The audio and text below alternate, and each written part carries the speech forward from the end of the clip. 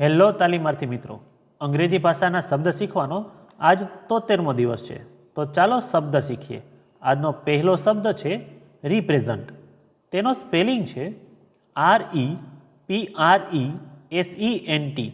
Represent એટલે પ્રતિનિધિત્વ કરવું. ઉદાહરણ તરીકે, he will represent the school in the competition. તે સ્પર્ધામાં શાળાનું પ્રતિનિધિત્વ કરશે.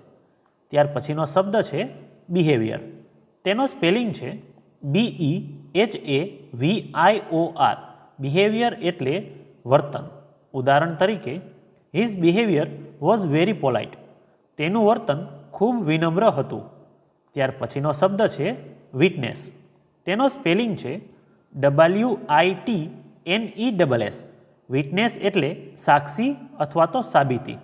ઉદાહરણ તરીકે, he was a witness to the accident. તે અકસ્માતનો સાક્ષી હતો. ત્યાર પછીનો શબ્દ છે સ્પીક.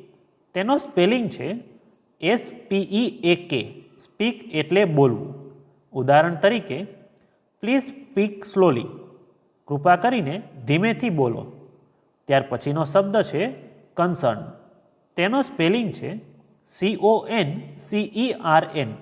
કન્સર્ન એટલે ચિંતા અથવા તો પ્રશ્ન. ઉદાહરણ તરીકે, this is a major concern four everyone.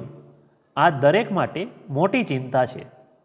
તો મિત્રો, આજે શીખેલા 5 શબ્દો આ રીતે હતા.